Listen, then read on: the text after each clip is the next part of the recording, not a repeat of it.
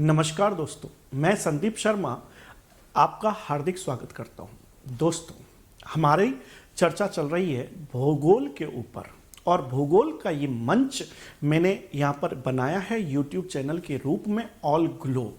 All globe में हम globe के बारे में विस्तृत चर्चा करेंगे। हम भूगोल के बारे में अलग अलग वीडियोस के माध्यम से विस्तृत चर्चा करेंगे।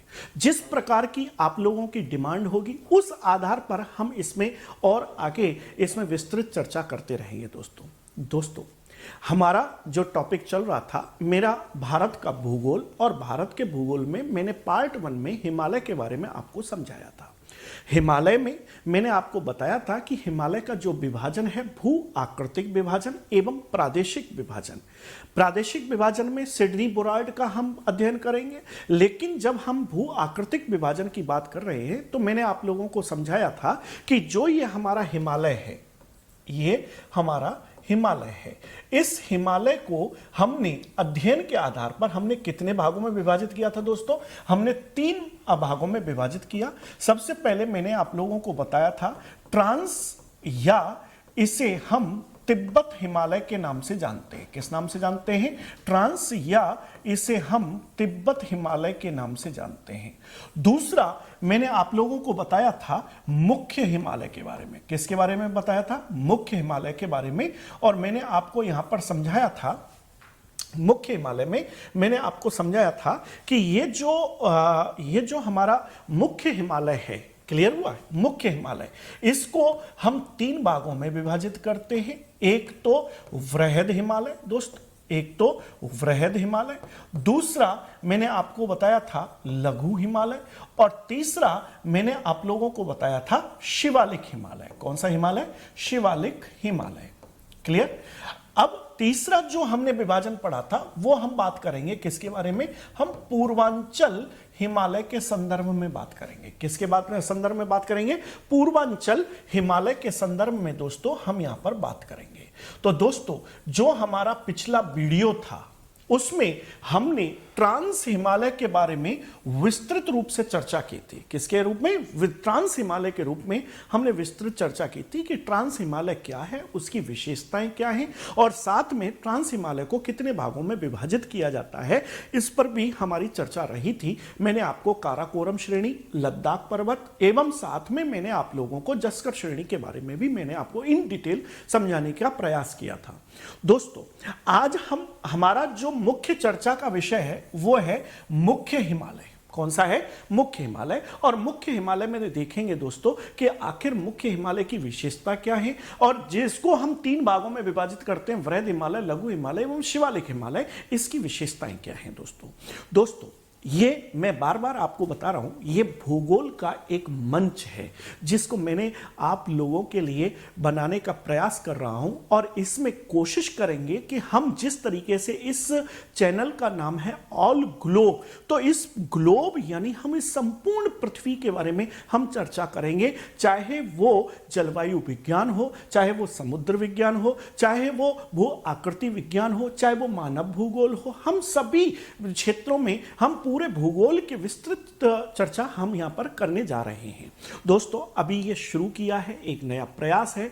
आप लोग भी मेरे चैनल को सब्सक्राइब करें और मुझे बताते रहें आगे कि आगे आप क्या पढ़ना चाहते हैं, और उसी के आधार पर हम आगे बढ़ते भी रहेंगे। तो दोस्तों, अब हम टॉपिक शुरू करते हैं किसके संदर्भ में? मुख्य हिमालय के संदर्भ में। तो दोस्तों देखें जरा, ये मुख्य हिमालय है क्या?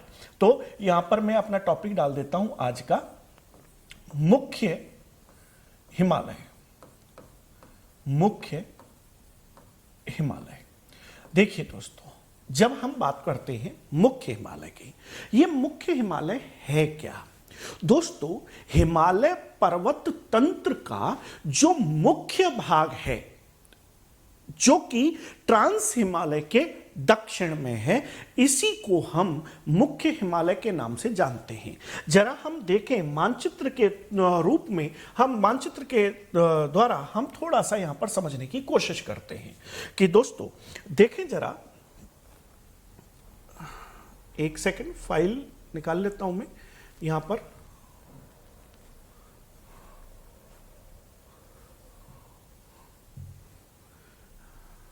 देखें दोस्तों, ये हमारा भारत का मानचित्र है और भारत के मानचित्र में हम चर्चा कर रहे थे कि हमने लास्ट टाइम पर चर्चा की थी। देखें कि यहां पर हमारा ट्रांस हिमालय है, काराकोरम श्रेणी है। काराकोरम श्रेणी के दक्षिण में लद्दाख श्रेणी है और लद्दाख श्रेणी के दक्षिण में जस्कर श्रेणी है।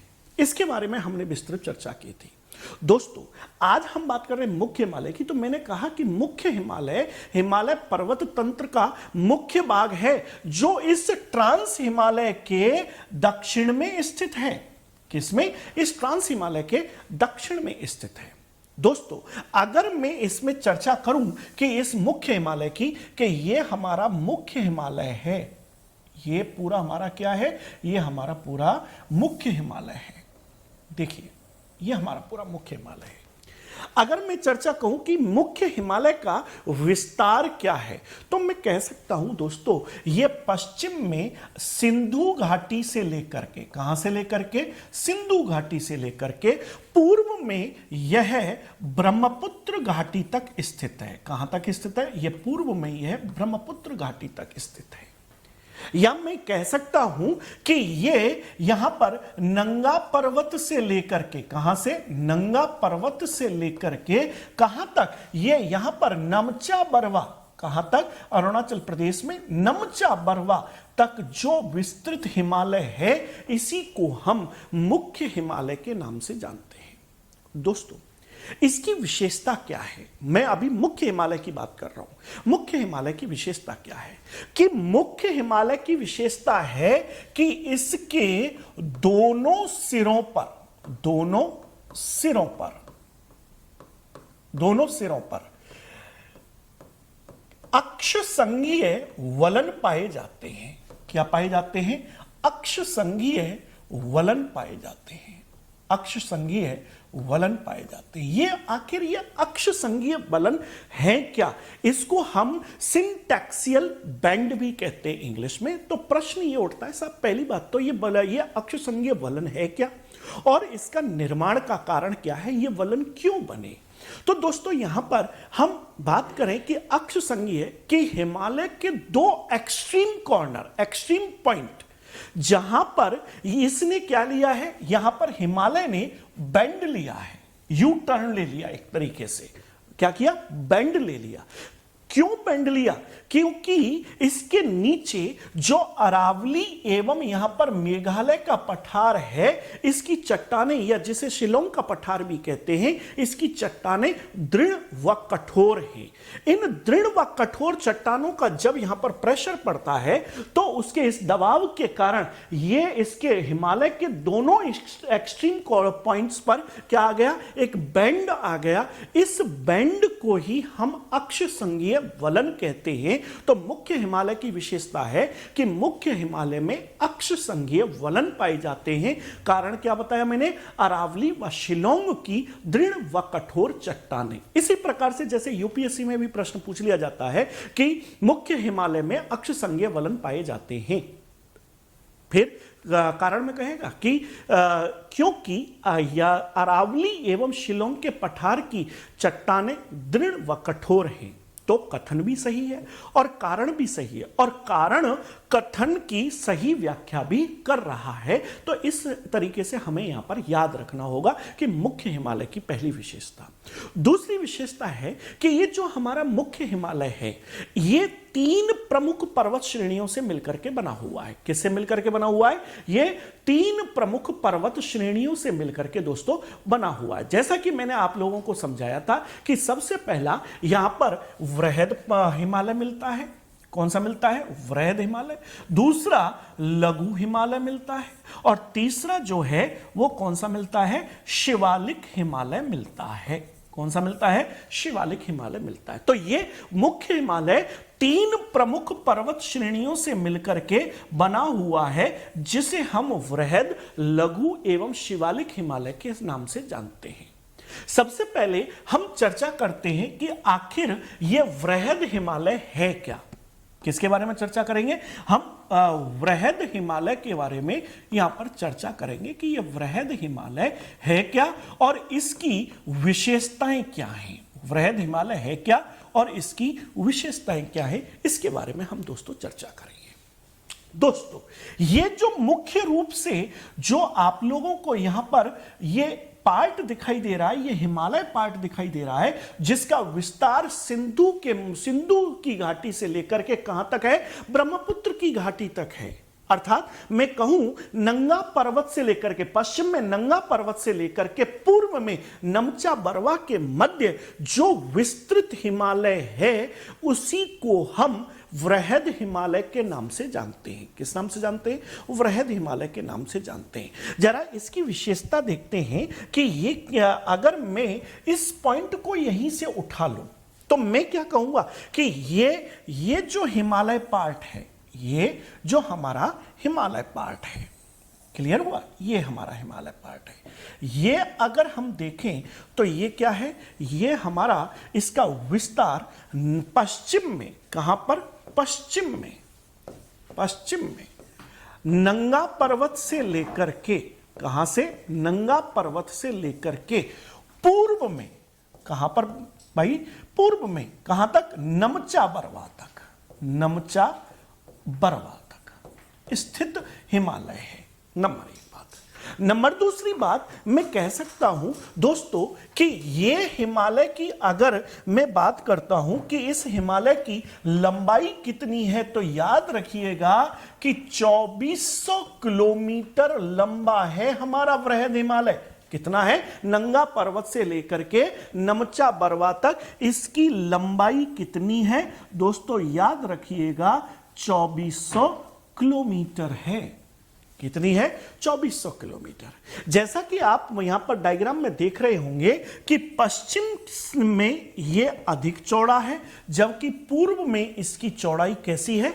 कम है। पश्चिम में यह अधिक चौड़ा है और पूर्व में इसकी चौड़ाई कैसी है दोस्तों? कम है।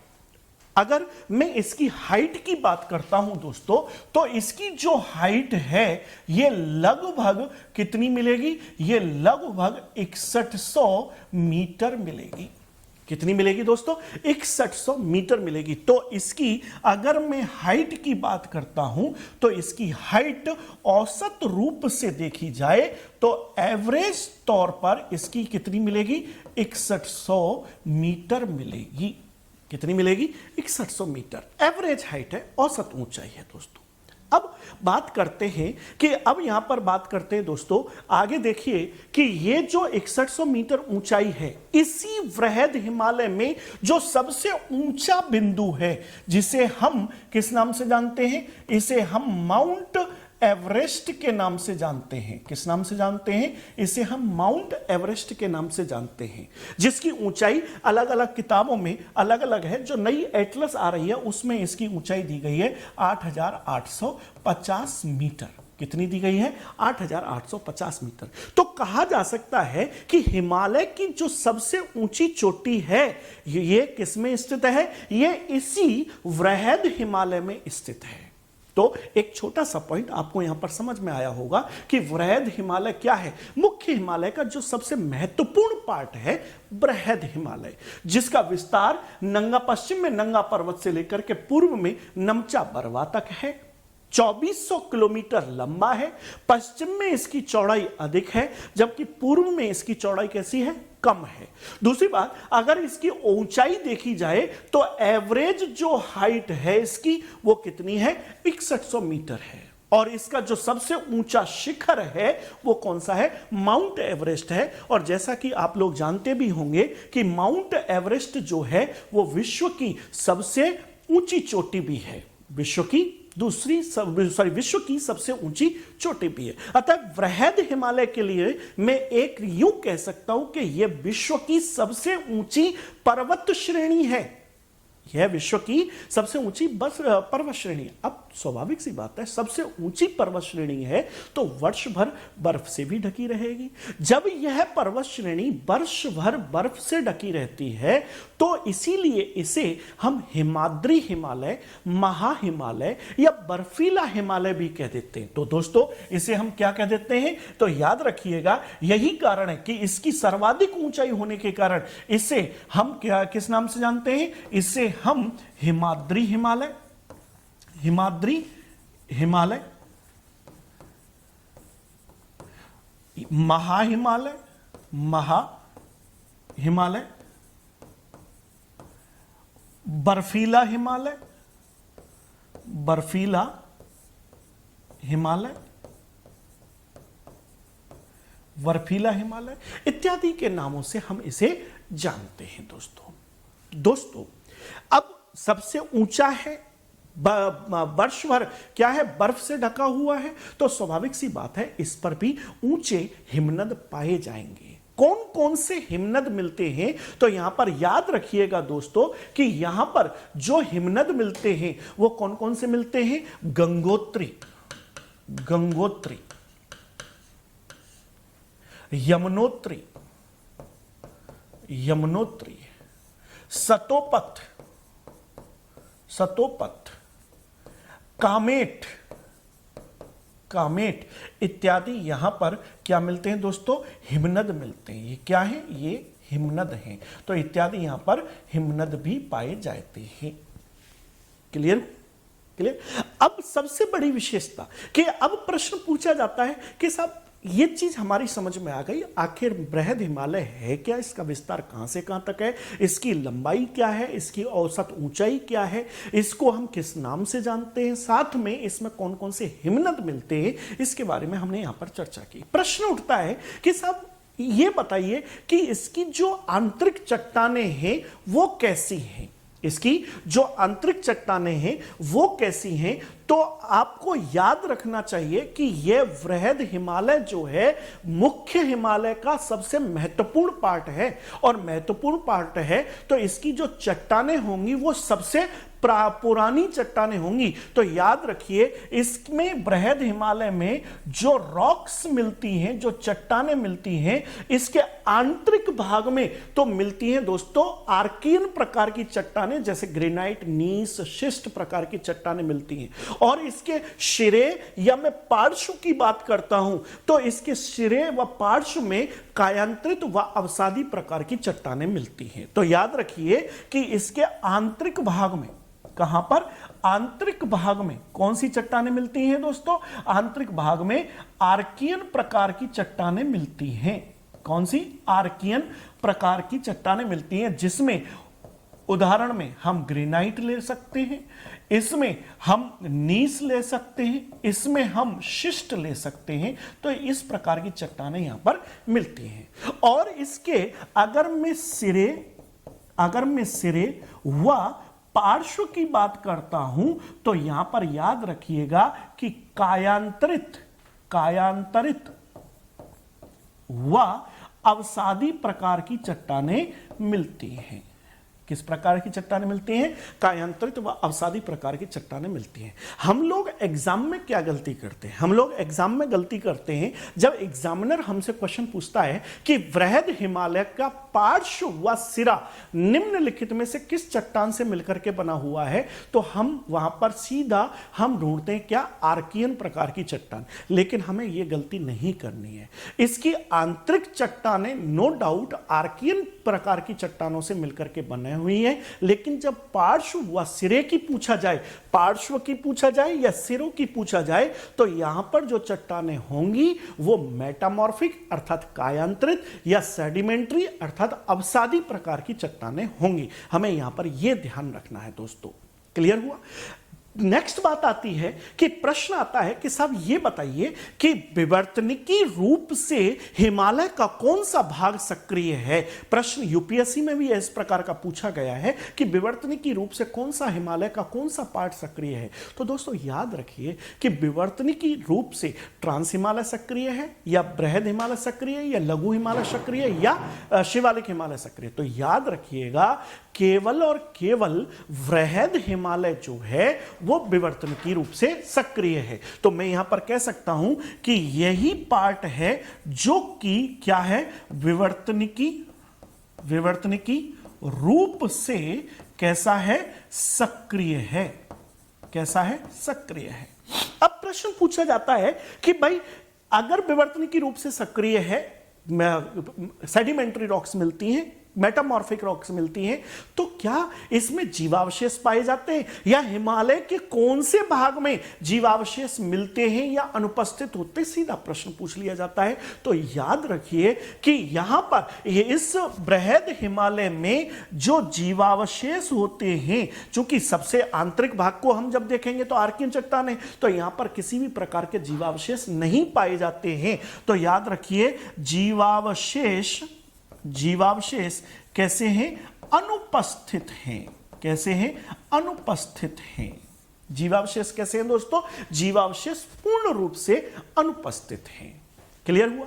तो फिर वापस एक बार इसको नोट्स के फॉर्म में देखते हैं कि क्या है बृहद हिमालय। तो दोस्तों सबसे पहले हम बात करते हैं किसके बारे में? बृहद हिमालय के बारे में। किसके बारे में बात करते हैं? बृहद हिमालय के बारे में चर्चा करते हैं कि बृहद हिमालय क्या है।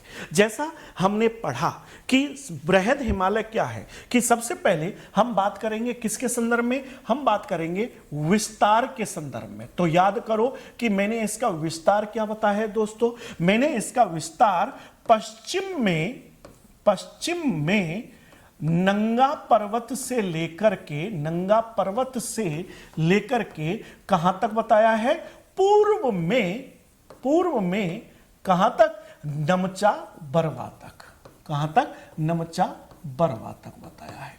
नंबर एक बात।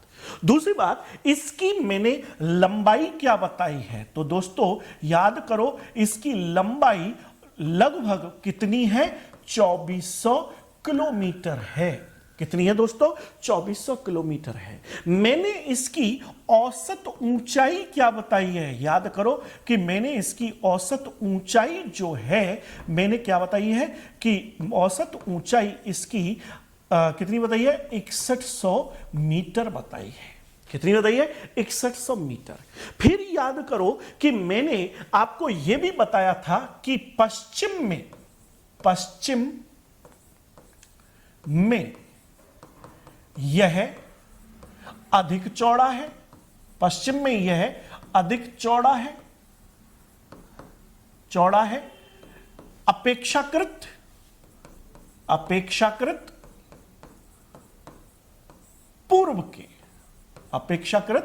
पूर्वी भाग के। यह याद रखिएगा यहां पर। क्लियर हुआ दोस्तों?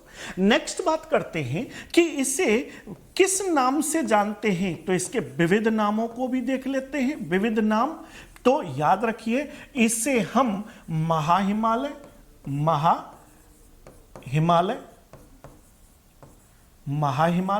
इसे हम बर्फीला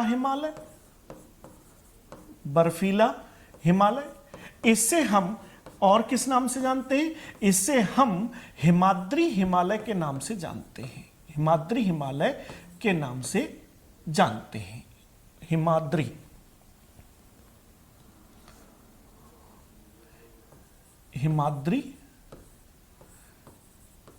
हिमालय के नाम से भी हम इसे जानते हैं। तो दोस्तों ये बात क्लियर होगी आपको। साथ में मैंने आपसे क्या बताया था? कौन कौन से हिमनद यहां पर मिलते हैं? तो याद कीजिए कि यहां पर गंगोत्री,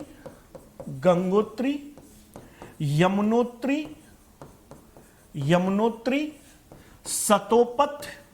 सतोपथ और मैंने आपको कामेट, और भी कई सारे हिमनद हैं, लेकिन यहां पर इतने मैंने आपको बताए हैं।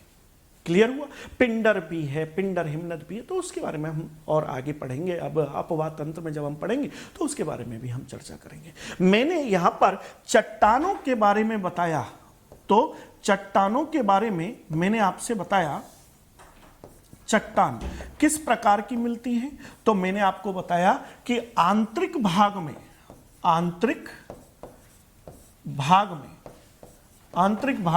कौन सी चट्टान मिलती है? याद करो, आर्कियन प्रकार की चट्टान मिलती है।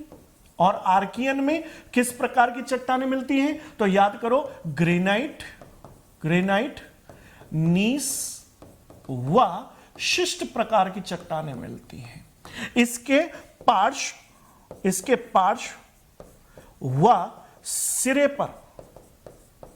पर कौन सी चट्टानें मिलती हैं? तो याद रखो, कायांतरित व अवसादी प्रकार की चट्टानें मिलती हैं।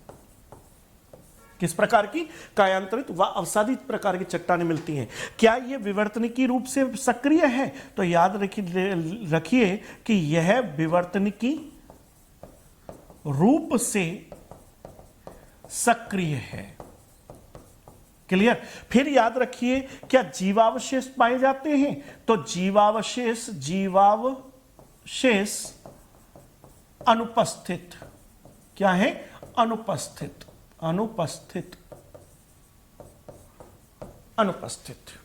क्लियर हुआ? अब बात आती है कि इसकी सबसे ऊंची चोटी कौन सी है। तो यहां पर याद रखिए दोस्तों, इसकी सबसे ऊंची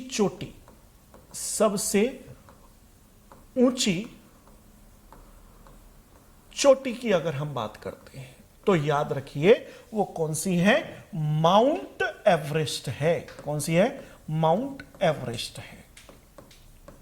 क्लियर हुआ? नंबर 1 बात माउंट एवरेस्ट है। दूसरी बात हम करते हैं दोस्तों यहां पर कि माउंट एवरेस्ट इसकी ऊंची चोटी है, तो इसे नेपाल में, याद रखिए कहां पर स्थित है? नेपाल में स्थित है। तो यहां पर हम क्या लिखेंगे? ये नेपाल में स्थित है। क्लियर हुआ? इसकी विशेषता क्या है कि इसकी ऊंचाई है 8,850 मीटर। नेपाल में इसे गौरी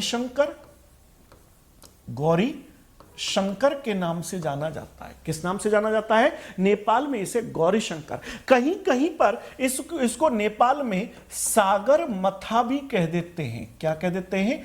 सागर मथा भी कह देते हैं। और जब बात आती है तिब्बत की, तो तिब्बत में इसे चौमो लिंगमा के नाम से जाना जाता है। किस नाम से जाना जाता है? तिब्बत में इसे चौमो लिंगमा के नाम से जाना जाता है। तो यहां पर आपको मैंने इसकी हिमालय की ऊंची चोटी के बारे में भी चर्चा की दोस्तों, कि हिमालय इसकी सबसे ऊंची चोटी है और हिमालय की सबसे ऊंची चोटी माउंट एवरेस्ट जो कि नेपाल में है, जिसे नेपाल में सागरमथा या गौरीशंकर के नाम से जाना जाता है। और दूसरी बात मैंने आप लोगों को बताई कि तिब्बत में इसे किस नाम से जाना जाता है? चौमो लिंगमा के नाम से जाना जाता है। इसी प्रकार से कुछ और ऊंची चोटियों की भी मैं बात कर लूं यहां पर, तो हिमालय की मैं पूरे हिमालय को ही इंक्लूड कर लेता हूं ताकि आपको कम से कम हिमालय की 7-8 ऊंची चोटियां आपको याद रहें। तो दूसरी मैं बात किसके संदर्भ में करूंगा? दूसरी मैं बात करूंगा केटू के संदर्भ में। किसके संदर्भ में? केटू के संदर्भ में, जिसे हम गॉडविन ऑस्टिन भी कहते हैं। कहां पर मिलती है? भारत में मिलती है, भारत में स्थित है, लेकिन कहां? पीओके में स्थित है। कहां पर? पीओके में स्थित है। और इसकी जो ऊंचाई है वो कितनी है? 8,611 मीटर। कितनी है? 8,611 मीटर। दूसरी नेक्स्ट में बात करता हूं किसके संदर्भ में? नेक्स्ट बात करता हूं मैं कंचनजंगा के संदर्भ में। याद रखिएगा, कंचनजंगा। क्लियर हुआ? कंचनजंगा जो ऊंची चोटी है, ये भारत में, अगर पूर्णतः भारत की बात की जाए तो हम बात करेंगे कंचनजंगा की। तो याद रखिए ये कहां पर स्थित है? ये भारत में स्थित है और इसकी ऊंचाई जो है 8,598 मीटर है। कितनी है दोस्तों? 8,598 मीटर है। नेक्स्ट अगर मैं बात करता हूं तो मैं बात करूंगा किसके बारे में? मैं बात करूंगा मकालू के बारे में। कौन सी ऊंची चोटी के बारे में बात करूंगा? मकालू के बारे में बात करूंगा। मकालू कौन से देश में स्थित है? तो याद रखिए मकालू जो है वो नेपाल में स्थित है। कहां पर स्थित है? नेपाल में स्थित है। अब इसकी ऊंचाई के संदर्भ में अलग अलग एटलस में अलग अलग इसकी ऊंचाई दी गई है। कोई एटलस कहती है कि सब 8,481 है, कोई कहती है 8,470 है। तो मैं यहां पर दोनों ही लिख देता हूं कि 8,481 या 8,470 मीटर। क्लियर? अलग अलग एटलस अलग अलग बताती है, तो यहां पर कंफ्यूज होने की आवश्यकता नहीं है। नेक्स्ट बात करता हूं दोस्तों मैं किसके संदर्भ में? मैं बात करता हूं धौलागिरी के संदर्भ में। किसके संदर्भ में? धौलागिरी के संदर्भ में। तो याद रखिए ये धौलागिरी जो ऊंची चोटी है ये कौन से देश में स्थित है? ये नेपाल में स्थित है। कौन से देश में स्थित है दोस्तों? ये नेपाल में स्थित है। और इसकी जो ऊंचाई है वो 8,167 मीटर है। कितनी है? 8,167 मीटर है। क्लियर हुआ। नेक्स्ट हम बात करेंगे किसके संदर्भ में, हम बात करेंगे मानासालू के संदर्भ में। किसके संदर्भ में दोस्तों, मानासालू के संदर्भ में, कि मानासालू जो है यह भी हिमालय की एक ऊंची चोटी है जो कि नेपाल में स्थित है और इसकी ऊंचाई जो है वो 8163, कहां पर, नेपाल में, नेपाल में, तो 8163 मीटर इसकी ऊंचाई है। क्लियर दोस्तों। नेक्स्ट बात करेंगे हम किसके बारे में, नंगा पर्वत के बारे में। नंगा पर्वत पीओके में स्थित है और 8126 इसकी ऊंचाई है। तो हम बात किसकी बात कर रहे हैं, हम नंगा पर्वत की बात कर रहे हैं। और नंगा पर्वत कहां पर स्थित है, पीओके में स्थित है और 8126 मीटर इसकी ऊंचाई है दोस्तों। नेक्स्ट मैं बात करूंगा किसके संदर्भ में, अन्नपूर्णा के संदर्भ में। किसके संदर्भ में बात करूंगा, अन्नपूर्णा के संदर्भ में, कि अन्नपूर्णा जो ऊंची चोटी है वो कहां पर स्थित है, तो याद रखिए नेपाल में स्थित है। कहां पर स्थित है, नेपाल में स्थित है। और इस अन्नपूर्णा की ऊंचाई भी अलग अलग एटलस अलग अलग बताती हैं। कोई कहता है 8073 मीटर, कोई कहता है 8091 मीटर। तो मैं दोनों ही यहां पर लिख देता हूं, 8073 मीटर या 8091 मीटर इसकी ऊंचाई है। क्लियर हुआ, क्लियर। तो ये 8 ऊंची चोटियां जो हैं मैंने आप लोगों को यहां पर बताई हैं कि कौन कौन सी हिमालय की। अब इसमें मैंने पूरी जो हिमालय की क्रम से 8 ऊंची चोटियां वो ले ली। चलो मैं, आप कहते हो तो मैं 10 ऊंची चोटी कर देता हूं। तो नेक्स्ट हम बात करें, तो नेक्स्ट हम बात करेंगे किसके बारे में, गोसाई थान के बारे में। गोसाई थान के बारे में। क्लियर। गोसाई थान जो है याद रखिए ये तिब्बत में है। कहां पर है, तिब्बत में है। और इसकी जो ऊंचाई है ये भी दोस्तों अलग अलग एटलस में अलग अलग बताई जाती है। कोई एटलस वाला कहता है 8027 मीटर है, कोई एटलस वाला कहता है 8073 मीटर है। तो हम दोनों को ही लिख लेते हैं 8027 मीटर या 8013 मीटर। तो दोनों को ही हम यहां पर लिख लेते हैं। और लास्ट में जो स्थान आता है वो किसका आता है, वो आता है नंदा देवी का। किसका स्थान आता है, नंदा देवी का। नंदा देवी कहां पर है, भारत में, भारत में है। कहां पर है, भारत में है, उत्तराखंड में है। क्लियर हुआ। 7817 मीटर इसकी ऊंचाई है।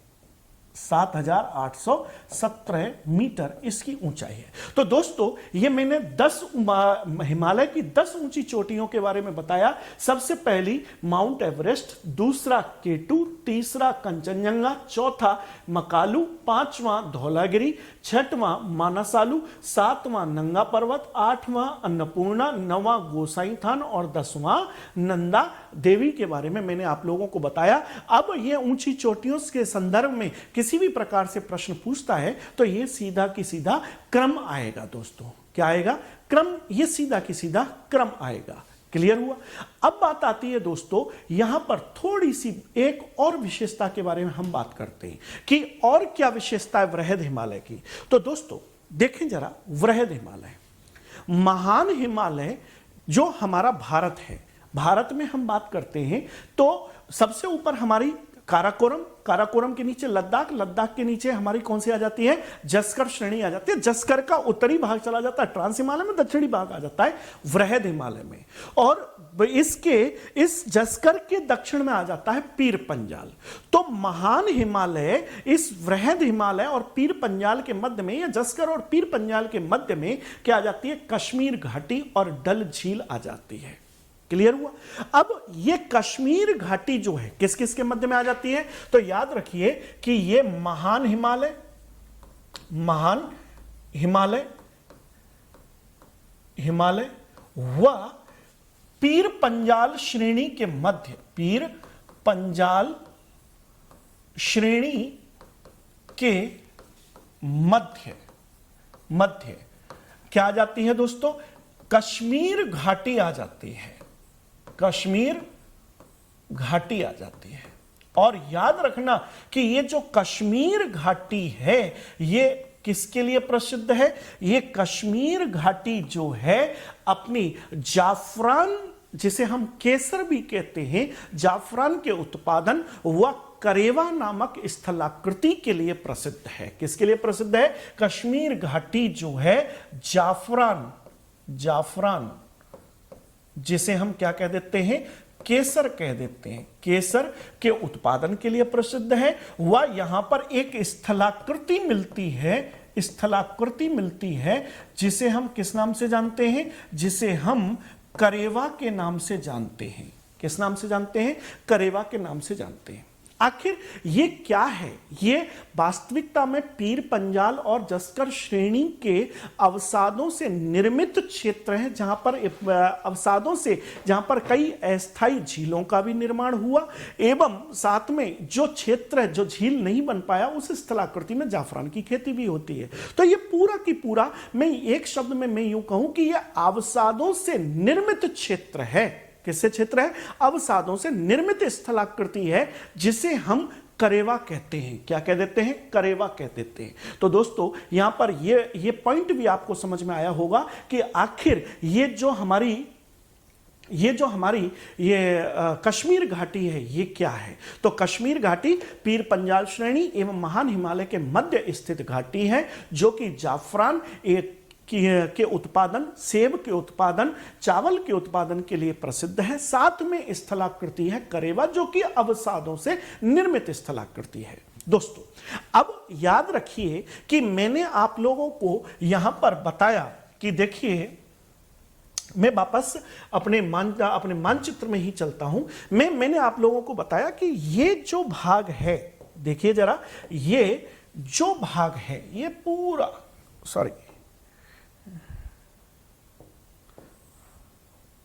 ये पूरा जो भाग है, क्लियर हुआ? ये क्या है दोस्तों? ये हमारा वृहद हिमालय है। क्या है? वृहद हिमालय है। और हम इसके ऊपर जो चर्चा कर रहे थे, किसके संदर्भ में? इसके ऊपर जो हम चर्चा कर रहे थे जस्कर श्रेणी के संदर्भ में, हम लद्दाख श्रेणी के संदर्भ में, हम काराकोरम श्रेणी के संदर्भ में चर्चा कर रहे थे। तो याद करो, मैंने आप लोगों को बताया था कि यह मुख्य हिमालय ट्रांस हिमालय से इंडो सांगपो सचर जोन से पृथक होता है। किससे पृथक होता है? इंडो सांगपो सचर जोन से पृथक होता है। तो यहां पर यह भी याद रखिए दोस्तों कि मैं यहां पर बताऊं, मैं यहां पर आगे चर्चा करता हूं आपसे कि देखिए, ये मैंने यहां पर हिमालय बताया, क्लियर? इसी प्रकार से बताया कि ये हमारा कौन सा है? वृहद हिमालय है, क्लियर? ये देखिए, ये हमारा कौन सा है? वृहद हिमालय, क्लियर?